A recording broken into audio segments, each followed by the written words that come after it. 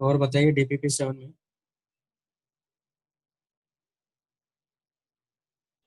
Sir six. Six. हम्म।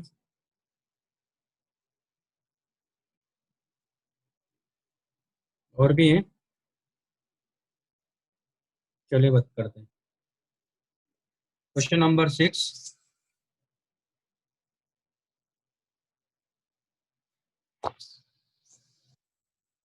अपने को यहाँ कह रहा है two wave functions in a medium moving along x direction are given as.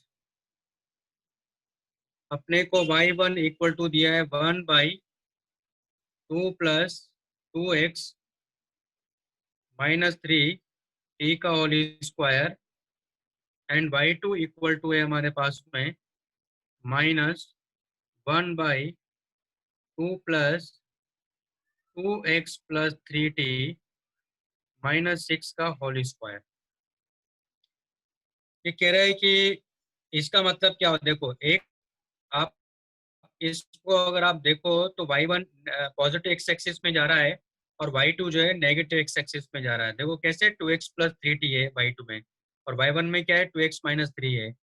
यानी ये f of a x minus b t form तो y1 की है और f of a x plus b t form y2 की है।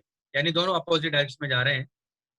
तो कह रहा है कि there is no position at which resultant displacement will be zero at all times. ठीक है, तो चलो देखते हैं। तो यानी रिजल्टेंट डिस्प्लेसमेंट किसका, y1 प्लस y2। फिर कह रहा है कि there is no time at which resultant displacement will be zero everywhere, वो भी देखते हैं। Both waves travel along the same direction, नहीं, both the waves travel in opposite direction, तो सही है डी। तो अब ए और बी का भी चेक कर लेते हैं। इसने कहा there is no position at which resultant displacement will be zero at all times, और दूसरे में कह रहा there is no time at which the resultant displacement will be zero everywhere. चलो देखते हैं।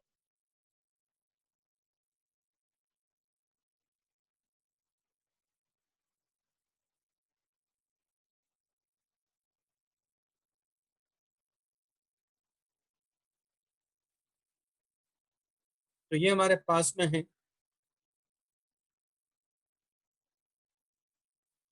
तो हमें दिया है y1 ये और y2 ये है। इन दोनों को ऐड करेंगे तो y1 प्लस y2 कितना हो जाएगा हमारे पास में, y equal to 1/2 plus 2x minus 3t का होल स्क्वायर। ये हो जाएगा -1/2 plus 2x plus 3t minus 6 का होल स्क्वायर। और हमें इसको y को क्या करना है, जीरो करना है। तो y जीरो अगर करते हैं तो क्या हो जाएगा हमारे पास में, दोनों इक्वल हो गए। यानी आ जाएगा 2 प्लस 2x माइनस 3t का whole square equal to 2 plus 2x plus 3t minus 6 का होल स्क्वायर। 2 से 2 कैंसिल आउट हो गया, इसका स्क्वायर रूट लेंगे, क्या आ गया 2x minus 3t equal two plus minus 2x plus 3t minus 6। पहले हम लोग प्लस लेंगे तो हमारे पास आएगा 2x minus 3t equal to 2x plus 3t minus 6। तो हमारे पास ये तो कैंसिल आउट हो गया है ना। पहले हम पॉजिटिव की बात कर रहे हैं तो हमारे पास कितना आ गया है 6t इक्वल टू 6।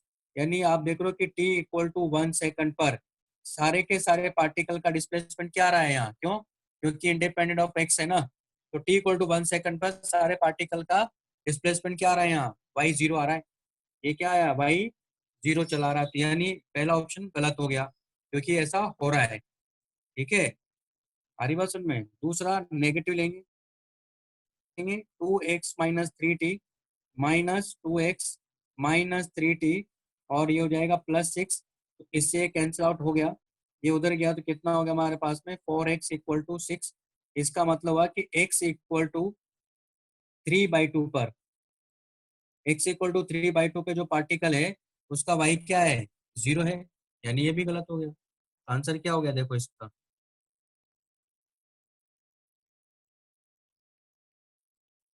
इसने कहा था कि there is no position at which resultant displacement will be zero at all times, तो हो गई ना, x इक्वल टू 3/2 है। फिर ये कह रहा है कि there is no time at which resultant displacement will be zero everywhere, आ गया ना, t इक्वल टू 1 सेकंड पर जीरो है। बहुत है ना, तो आंसर क्या रहेगा इसका, डी ऑप्शन रहेगा। नेक्स्ट है क्वेश्चन नंबर 8।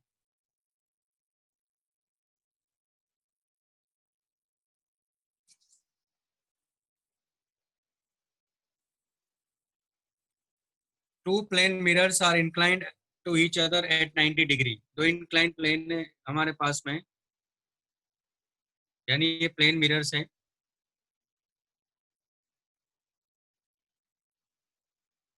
और इनके बीच में एंगल 90 डिग्री दिया। Ray of light is incident on one mirror and reflected light goes to the other mirror, the ray will undergo a total deviation of। तो total deviation अपने को बताना है कि कितना हुआ। मान लो ये लाइट इंसिडेंट हुई यहाँ,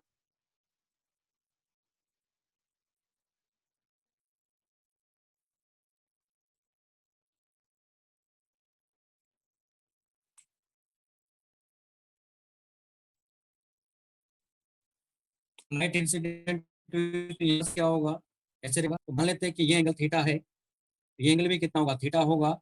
उसके बाद में आप देखो, ये एंगल थीटा है, तो ये एंगल कितना होगा यहाँ, 90 माइनस थीटा है, 90 है, तो फिर ये एंगल कितना आ जाएगा, थीटा। तो फिर ये एंगल कितना होगा हमारे पास में, 90 माइनस थीटा, और लाइट ऐसे रिफ्लेक्ट होकर वापस जा रही है, यानी ये एंगल 90 माइनस थीटा, तो एंगल भी कितना आ रहा है, 90 माइनस थीटा। तो लाइट रे को इधर जाना था, तो ये इतना डिवेट हो गई, तो मान लेते हैं कि ये डेल वन है। तो डेल वन क्या होगा यहाँ, डेल वन होगा, लाइट को जाना उधर था, इतना इधर चली गई, एंटी क्लॉकवाइज कितना रोटेट कर गई, तो हो जाएगा 180 है ना। हरी बात में, क्योंकि एंगल कितना हुआ, 2 थीटा हुआ, तो ये आ गया हमारे पास में किधर है, लेकिन ये एंटी क्लॉकवाइज, इसको प्लस ले को जाना किधर इधर, तो कितना डिवेट हो गई है, इधर डिवेट हो गई, तो ये कितना हो जाएगा, इसको मान लेते हैं कि डेल टू है, ये भी एंटी क्लॉकवाइज है, इसका मतलब दोनों एंटी क्लॉकवाइज है, तो क्या हो जाएंगे, ऐड हो जाएंगे। तो इसका कितना होगा, ये दोनों मिला के कितना हो रहा है, 180। ये आ रहा है हमारे पास में 180 माइनस, ये पूरा एंगल होगा 180 माइनस 2 थीटा। ओके, तो टोटल डिविएशन एंगल हो गया यहाँ del equal to del one plus del two. क्यों, क्योंकि ये भी एंटी क्लॉकवाइज है, तो दोनों क्या होंगे, एडअप हो जाएंगे। तो आप देख रहे हो कि कितना आ रहा है हमारे पास में, 180 माइनस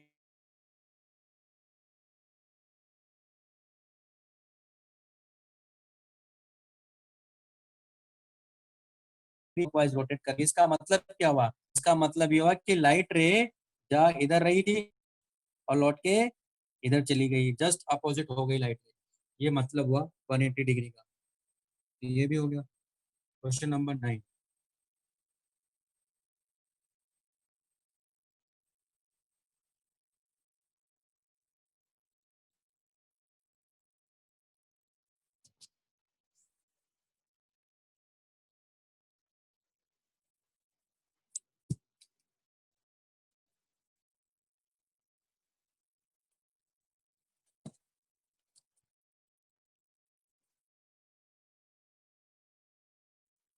क्वेश्चन नंबर 9 क्या कह रहा है 9 में भाई,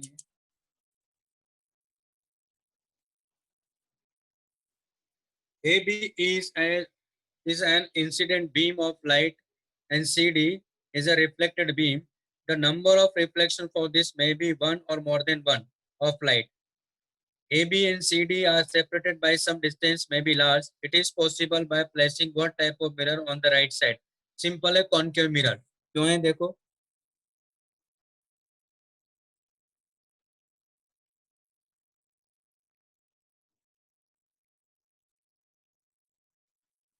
क्यों है उसका रीजन क्या है देखो, क्योंकि कॉन्केव मिरर में क्या हो रहा है यहाँ, ये कॉन्केव मिरर ऐसा होता है, ये एक स्फेयर का पार्ट होता है, ये इसका प्रिंसिपल एक्सिस है, ठीक है, और इसमें लाइट रे आ रही है, तो इसमें ये पॉसिबल इसलिए है क्योंकि ये नॉर्मल होगा, उतने एंगल पे यहाँ से रिफ्लेक्शन होगा, और ये नॉर्मल यहाँ है, ये ऐसा पॉसिबल है, वो इसी में पॉसिबल है, कॉनकेव मिरर में। इसमें पॉसिबल नहीं है, देखो कॉन्वेक्स में भी लेके देख लेता हूँ मैं। तो कॉन्वेक्स में, लेकिन इस केस में पॉसिबल है कि लाइट रे ऐसे आए और ऐसे चली जाए, लेकिन गैप नहीं हो सकता उनका, क्योंकि अगर ये लाइट रे ऐसे आती है तब तो इसका नॉर्मल ये है,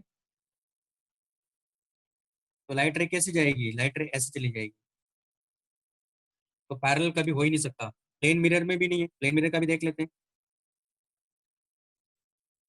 क्योंकि प्लेन मिरर में अगर ऐसे लाइट आई है, तो वो ऐसे रिफ्लेक्ट हो जाती है, और अगर किसी एंगल पर लोगे तो कहीं और चली जाएगी वो। ठीक है, तो यानी ये इसी लाइन में रहेगा वो, पॉसिबल ही नहीं। इसमें भी अगर यहाँ लाइट मान लो प्रिंसिपल एक्सिस के अलोंग अगर लाइट इंसिडेंट होगी तो ऐसे रिफ्लेक्ट हो जाएगी, ये गैप होगा ही नहीं। यही एक केस है, यानी कॉनकेव मिरर। ठीक है, नेक्स्ट हमारे पास में क्वेश्चन नंबर 17।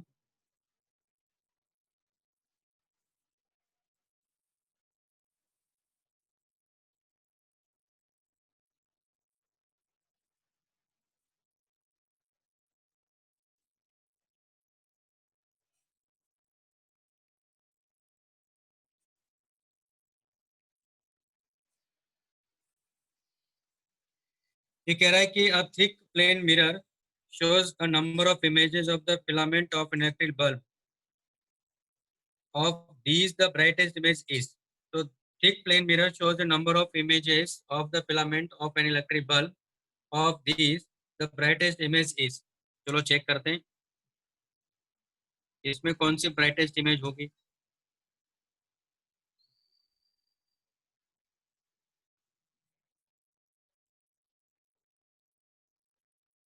मतलब पहली होगी कि दूसरी होगी, तो देखो हो क्या रहा है यहाँ से। मान लो ये इसका प्रिंसिपल एक्सिस है ना। लाइट मान लो यहाँ से इंसिडेंट हुई, क्योंकि इसने कहा थिक मिरर है, तो थिक मिरर का मतलब ये एक तरह से ग्लास स्लैब है ना। क्योंकि थिक तो ऐसे समझना पड़ेगा अपने को, और इधर ये मिरर है, इधर मतलब पॉलिश किया हुआ है। तो लाइट यहाँ से इंसिडेंट हुई, तो होता क्या है, आपने भी देखा होगा, क्योंकि ट्रांसपेरेंट स्लैब है तो लाइट क्या करेगी, इसके अंदर एंटर करेगी। तो ये देखा गया कि लाइट कितनी एंटर करेगी। मान लो ऐसे समझो कि 100% मान लो लाइट एंटर करी, यहाँ से इंसिडेंट हुई, तो आप देखोगे कि यहाँ जो लाइट रिफ्लेक्ट होती है ना, वो इसके कंपेरिजन में इसकी इंटेंसिटी हमेशा कम मिलेगी। यानी मैंने मान लिया कि करीबन कितनी मिलती है 20%, तो 80% तो इसी में चली जाएगी।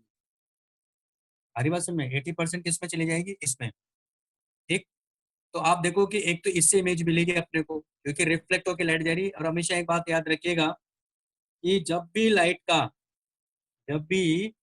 लाइट का ट्रांसमिशन होता है, लाइट का रिफ्लेक्शन होता है, तो साथ में रिफ्लेक्शन भी होता है। लेकिन तभी तो आपने देखा होगा कि टोटल इंटरनल रिफ्लेक्शन क्यों बोला गया, क्योंकि टोटल इंटर रिफ्लेक्शन में क्या होता है कि सारी की सारी लाइट सेम मीडियम में रह जाती है, एक भी लाइट बाहर नहीं जाती है। लेकिन जब रिफ्लेक्शन होता है तो कुछ पार्ट का उसका रिफ्लेक्शन हमेशा होता है। ये रूल है, याद रखिएगा इस पॉइंट को। इसका मतलब क्या होगा, यहाँ से कुछ पार्ट का क्या होगा, रिफ्लेक्शन होगा, लेकिन ज्यादातर पार्ट क्या होता है, अंदर की तरफ एंटर कर जाता है। तो यानी मैंने मान लिया कि 80%, तो इसकी वजह से एक इमेज मिलेगी अपने को, है ना। इसकी वजह से एक इमेज मिलेगी, इस रे की वजह से। क्लियर, और एक रे ये भी तो है, इसकी वजह से मिलेगी। तो यहाँ से क्या होगा, इसका रिफ्लेक्शन होगा। यहाँ से जब रिफ्लेक्शन होगा तो ये लाइट रे ऐसे जाएगी, ये एक तरह से पहली रे के करस्पॉन्डिंग एक इमेज मिलेगी। ठीक है, और एक इसके करस्पॉन्डिंग इमेज मिलेगी, तो इसमें क्या होगा, इसमें लाइट, अब इसमें भी क्या होगा, ऐसा नहीं कि यहाँ रिफ्लेक्शन नहीं होगा, लेकिन यहाँ रिफ्लेक्शन जिस इस परसेंट के करीबन कितना हुआ, मान लो इसका कितना परसेंट हुआ, एक तरह से 20% हुआ ना, तो इसी का 20% इधर भी रिफ्लेक्शन होगा, इसी का 20%, तो इसका 20% कितना हुआ, 16 ना। तो 16 तो कितना रह जाएगा इधर, यानी एक तरह से इतना बढ़ेगा, तो यहाँ से बाहर जाएगा 64%, और यहाँ 16% यहाँ रह जाएगा। मतलब ऐसे समझाने का मतलब है मेरा, भाई 100 यूनिट गया तो 80 यहाँ गया, तो 16 यहाँ गया, 64 यहाँ गया। इसकी वजह से, क्योंकि इसमें ब्राइटेस्ट मिलेगी, क्यों, क्योंकि इसकी इंटेंसिटी क्या है, ज्यादा है, इसकी इंटेंसिटी क्या है, यहाँ कम है। इसलिए ये जो इमेज अपने को मिलेगी, इसके करस्पॉन्डिंग वो, यानी वो क्या मानी जाएगी, सेकंड इमेज मानी जाएगी, फर्स्ट इमेज है, क्योंकि इसी से रिफ्लेक्शन हो रहा है। और एक रिफ्लेक्शन के बाद रिफ्लेक्शन होकर रिफ्लेक्शन हो रहा है, वो सेकंड इमेज मानी जाएगी। अगर थर्ड इमेज की बात करेगा तो फिर ये रह जा रही है ना, ये इस रे से फिर ये रह जाएगी, ये जाएगी, फिर रिफ्लेक्ट होके फिर बाहर जाएगी, वो थर्ड इमेज मानी जाएगी। तो ये वाली इमेज क्या मानी जाएगी, लेकिन फर्स्ट इमेज मानी जाएगी। फर्स्ट इसकी वजह से, सेकंड इसकी वजह से, तो क्या होगी, सेकंड इमेज लेटेस्ट होगी, क्योंकि इसकी इंटेंसिटी क्या होगी, 64 के करस्पॉन्डिंग होगी, ये मतलब। ठीक है, इस तरह से करना था। ये समझना कि ये ध्यान रखिएगा, ये इंपॉर्टेंट क्वेश्चन है, ये भले छोटा सा क्वेश्चन। और इसमें दिया था क्या मैंने, इलेक्ट्रोस्टैटिक्स में दिया था क्या? नहीं सर। इलेक्ट्रोस्टैटिक में दिया ही नहीं मैंने अभी। मैंने इलेक्ट्रोस्टैटिक में क्या क्या करवा दिया था? मैंने स्फीयर का हो गया था, सेल्फ एनर्जी हो गई थी। अच्छा, नेक्स्ट पॉइंट है हमारे पास में इलेक्ट्रिक डाइपोल। मैंने क्वेश्चन करवाए थे क्या इसके यार? एक मिनट। सेल्फ एनर्जी और इंटरेक्शन एनर्जी से रिलेटेड क्वेश्चन करवाए थे क्या मैंने आप लोगों को? हाँ सर।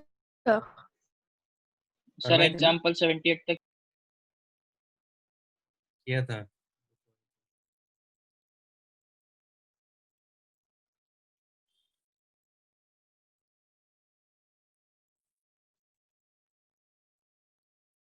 एक मिनट।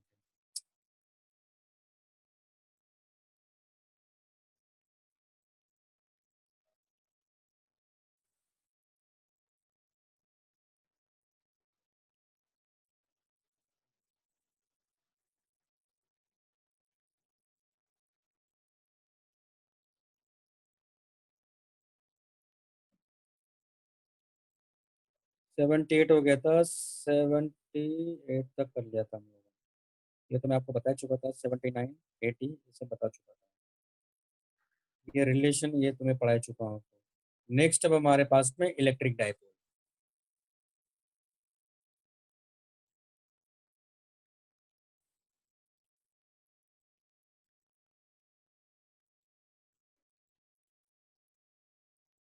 तो वैसे तो आपने जैसे केमिस्ट्री में पढ़ा होगा, जैसे HCl होता है। HCl मालूम है? उसकी वजह से इलेक्ट्रिक फील्ड होता है स्पेस में। क्यों? क्योंकि वो इलेक्ट्रिक डाइपोल है। क्यों होता है? क्योंकि उसमें आपने देखा होगा कि जो क्लोरीन है वो, उसके पास क्या होता है, एक तरह से इलेक्ट्रॉन्स जो है यानी क्या करता है, वो चार्ज को अपनी तरफ अट्रैक्ट करके रखता है। उस पर क्या होता है, एक तरह से नेगेटिव चार्ज होता है क्लोरीन पे, और H पे क्या होता है, H+ मान के चलते हैं। वो इलेक्ट्रिक डायपोल ही है दरअसल। इलेक्ट्रिक डायपोल एक ऐसा सिस्टम है दरअसल जिसमें दो चार्ज होते हैं। एक होता है पॉजिटिव और एक होता है नेगेटिव। दोनों का मैग्नीट्यूड सेम होता है, केवल साइन अपोजिट होता है।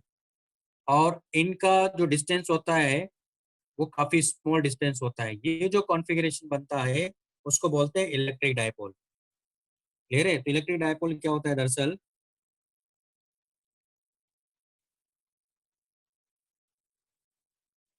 Two charges of same magnitude and opposite in sign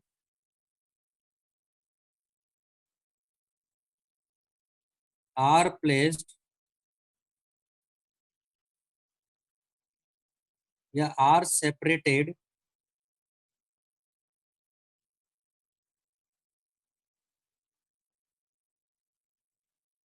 at a small distance.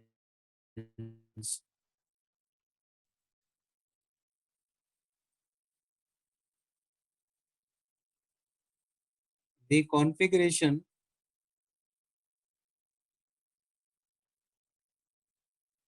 is called electric dipole. ठीक है? और इसी का हम लोग इलेक्ट्रिक डायपोल मोमेंट डिफाइन करेंगे। और कैसे डिफाइन करेंगे?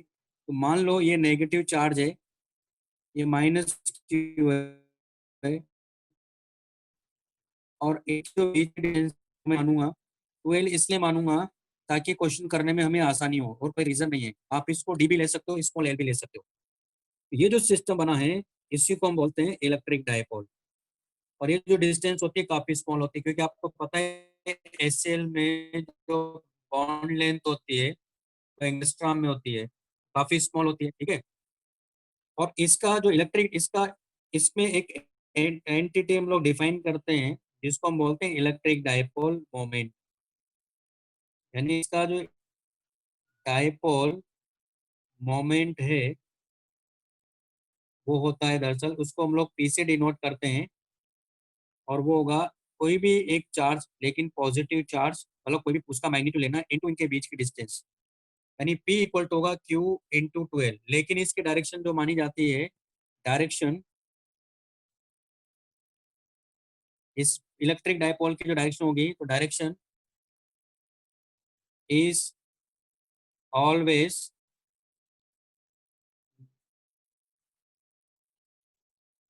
From the negative charge to positive charge.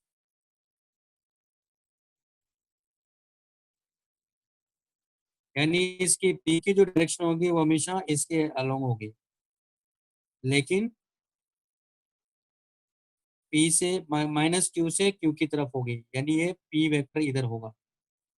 इस बात को ध्यान रखना है, ये आपको भी आगे समझ में आ जाएगा इसके डायरेक्शन इन्होंने क्यों लिया है, क्योंकि क्वेश्चन करने में इससे बड़ी आसानी होती है हमारी। ये डायरेक्शन नहीं भी मानते तब भी कोई बात नहीं, और अगर वैसे भी अगर एक कॉन्सेप्ट नहीं भी पढ़ेंगे तब भी हमारे सारे क्वेश्चन बन जाएंगे। क्यों? क्योंकि हमें ये मालूम है कि इस पॉइंट चार्ज की वजह से, इस पॉइंट की चार्ज वजह से इलेक्ट्रिक फील्ड क्या होता है, इलेक्ट्रिक पोटेंशियल क्या होता है, सब तो हमें मालूम है। यहाँ भी वही करूंगा, इन्हीं जो हमने बेसिक सीखा उसी को अप्लाई करेंगे यहाँ। हाँ, लेकिन ये कि अगर हमें ये मालूम है कि जिस पॉइंट पर आप इलेक्ट्रिक फील्ड या इलेक्ट्रिक पोटेंशियल निकाल रहे हैं, अगर वो लार्ज डिस्टेंस पर है, इन दोनों के बीच के डिस्टेंस के कंपैरिजन में लार्ज डिस्टेंस पर अगर है, तो आप देखोगे कि अगर हमें पी पता है तो आप उसका डायरेक्ट बार बार आपको इसकी वजह से इलेक्ट्रिक पोटेंशियल या इलेक्ट्रिक फील्ड निकालने की जरूरत नहीं है। बस हमें पी की वजह से, एक तरह से ये जो इलेक्ट्रिक डायपोल है इसकी वजह से कितना इलेक्ट्रिक फील्ड होगा बड़ा निकालने में बड़ी आसानी हो जाती है। आरी बात समझ में? यानी कैलकुलेशन करने के लिए आसान है, इसलिए इस कॉन्सेप्ट को पढ़ रहे हैं, वरना कॉन्सेप्ट तो हम पहले भी पढ़ चुके हैं, इसमें कुछ नया नहीं पढ़ाने वाला हूँ मैं। ठीक है, इसमें हम लोग बात करेंगे एक तो इलेक्ट्रिक पोटेंशियल के बारे में कि इस सिस्टम की वजह से इलेक्ट्रिक पोटेंशियल क्या होगा किसी लार्ज डिस्टेंस पर, है ना। और लार्ज डिस्टेंस मतलब इसके इनके बीच के डिस्टेंस के कंपैरिजन में जो डिस्टेंस होगी उसकी बात कर रहा हूँ मैं, क्योंकि इन्फिनिटी पे तो जीरो ही होगा, उसकी बात नहीं कर रहा हूँ मैं।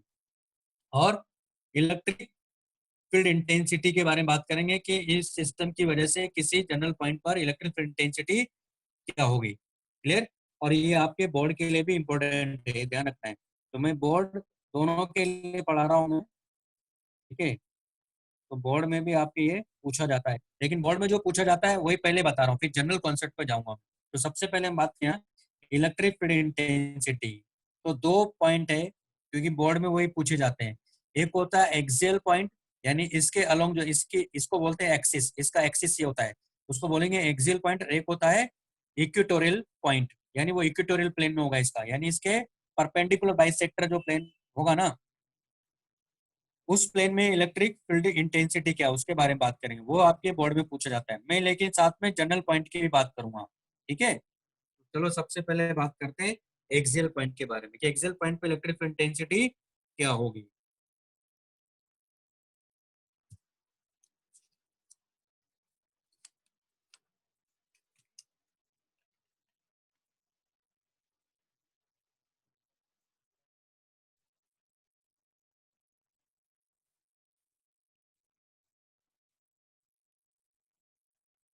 इलेक्ट्रिक फील्ड इंटेंसिटी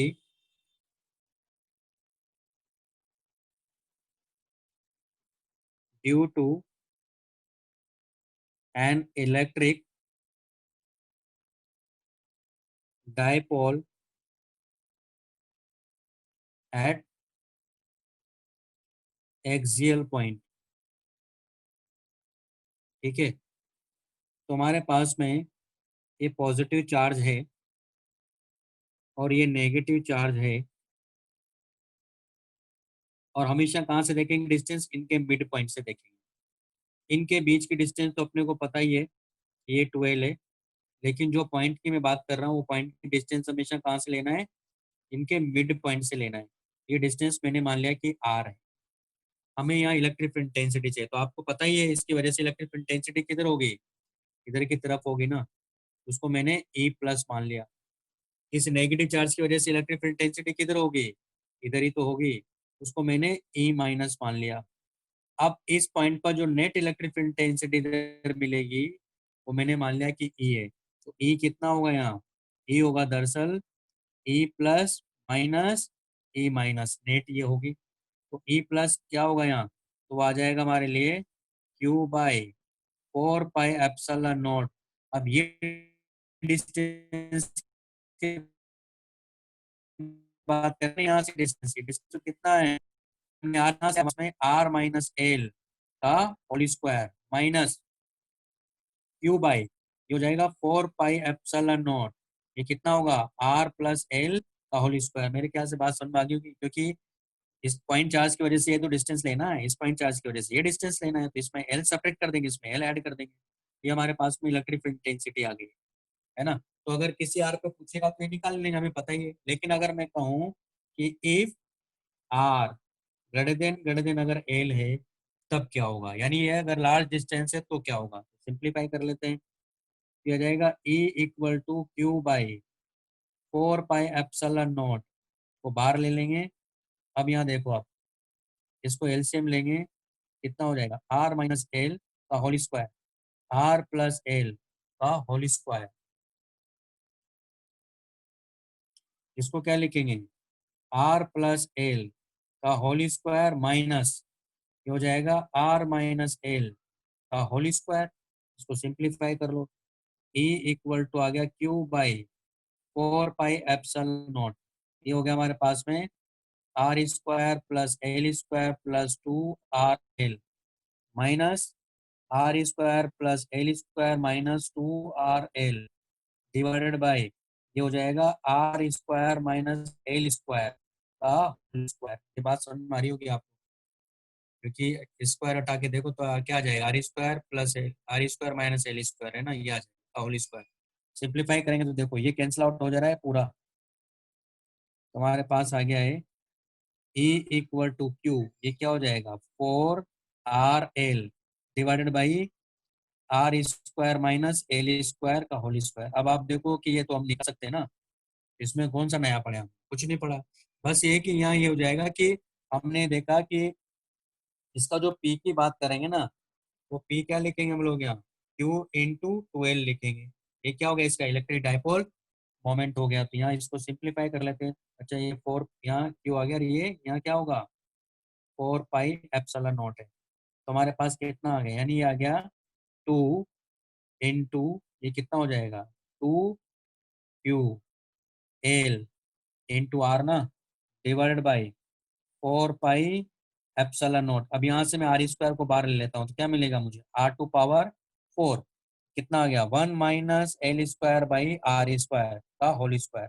मैंने क्या बात करी कि आर काफी बड़ा है, ये क्या हो जाएगा, इसको नेग्लिजिबल मान लेंगे। तो हमारे पास आ गया, ये हो गया पी, यानी इसकी वजह से जो इलेक्ट्रिक इंटेंसिटी वो कितना आ गया 2P।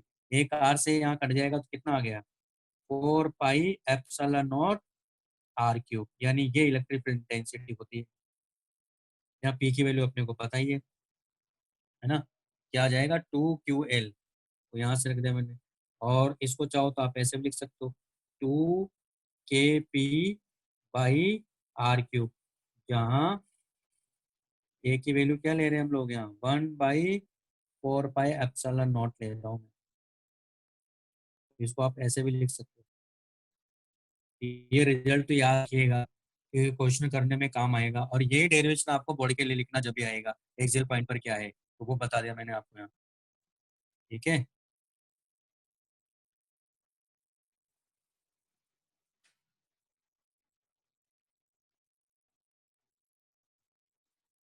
अब नेक्स्ट हमारे पास में इक्वेटोरियल पॉइंट, यानी इक्वेटोरियल प्लेन में क्या होगा।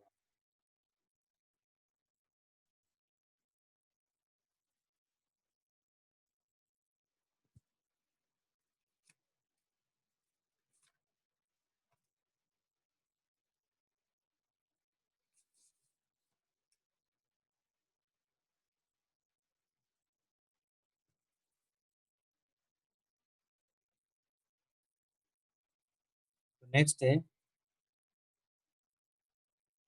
Electric field intensity due to electric dipole at equatorial plane, या इक्वेटोरियल पॉइंट पे आप ले सकते हो ये, क्योंकि प्लेन पॉइंट जिस पर अपने को चाहिए। देखो कैसे, ये नेगेटिव है, ये पॉजिटिव है, ये क्यू है, ये क्यू है। यहाँ से देखेंगे इसके परपेंडिकुलर बाइसेक्टर पे जाना है। इक्वेटोरियल प्लेन वही है जो कि इसके परपेंडिकुलर होगा हमेशा। तो ये distance ये है A, और ये भी कितना है यहाँ एल है, और ये पॉइंट हम लोग ले रहे हैं यहाँ से मिड पॉइंट से देखना हमेशा, तो कितनी डिस्टेंस पर है डिस्टेंस। अब इस पॉइंट की बात कर रहे हैं तो इसकी वजह से इलेक्ट्रिक फील्ड डेंसिटी किधर होगी, इससे दूर ही तो होगी ना, और इसकी वजह से किधर होगी, इसकी तरफ ही तो होगी ना। तो आप देख रहे हो कि दोनों की डिस्टेंस सेम है यहाँ से, क्योंकि ये एल है ये आर है, तो ये डिस्टेंस क्या होगी, L square plus R square का स्क्वायर रूट, वही डिस्टेंस ये भी होगी। इसका मतलब ये अगर मैं कहता हूँ कि ये ई प्लस है, क्योंकि प्लस की वजह से तो इसको मैं ई प्लस ले लेता हूँ और इसको मैं ई माइनस ले लेता हूँ। लेकिन आप यहाँ देखिए ध्यान से, दोनों का मैग्नीट्यूड तो सेम ही है, तो ये भले मैं इसको ई प्लस ले रहा हूँ और ये क्या ले रहा हूँ यहाँ ई माइनस ले रहा हूँ। तो अगर मैं कहता हूँ कि ये एंगल मान लो थीटा है, तो ये एंगल भी तो थीटा ही है। तो अगर ऐसा है तो आप ध्यान से देखिए, ये एंगल भी तो थीटा हुआ और ये एंगल भी थीटा हुआ, और हमें मालूम है कि ई प्लस इक्वल टू क्या है, यहाँ ई माइनस ही तो है मैग्नीट्यूड में। देखो आप, इसका मतलब इसका जो वर्टिकल कंपोनेंट है वो कैंसिल आउट हो जाएगा, यानी इससे हॉरिजॉन्टल कंपोनेंट की बात करेंगे, हॉरिजॉन्टल कंपोनेंट इधर कितना आ जाएगा, वो आ जाएगा ई प्लस कॉस थीटा, और इसका क्या हो जाएगा इधर ई माइनस कॉस थीटा। ठीक है, यानी रिजल्टेंट जो इलेक्ट्रिक फील्ड है वो हमारे पास आ गया 2 ई प्लस कॉस थीटा या 2 ई माइनस कॉस थीटा। अभी ई प्लस और ई माइनस की वैल्यू निकाले तो E plus equal to E minus वो कितना है, तो वो है हमारे पास में Q by 4 pi epsilon naught, और डिस्टेंस हमें पता ही है L square plus R square का स्क्वायर रूट का होल स्क्वायर, तो ये आ जाएगा। अब हमारे पास में कॉस थीटा क्या हो जाएगा एल डिवाइडेड बाई ए, यानी आ गया L divided by root L square plus R square का स्क्वायर रूट आ जाएगा। ठीक है, इन सब वैल्यूज को यहाँ पुट कर देंगे, तुम्हारे पास में एक की वैल्यू क्या आ जाएगी, तो आ जाएगा 2 Q by 4 pi epsilon naught L square plus R square into L by root L square plus R square. आप देखो 2 QL क्या हो गया है, ये तो P हो गया, इसको आप क्या लिख सकते हो P, और यहाँ हो गया 4 पाई एप्सिलॉन नॉट, ये हो गया L square plus R square to power 3/2 आ गया। P/4 pi epsilon naught L square plus R square to power क्या आ गया 3/2। अब बात करेंगे यहाँ इफ आर ग्रेटर देन अगर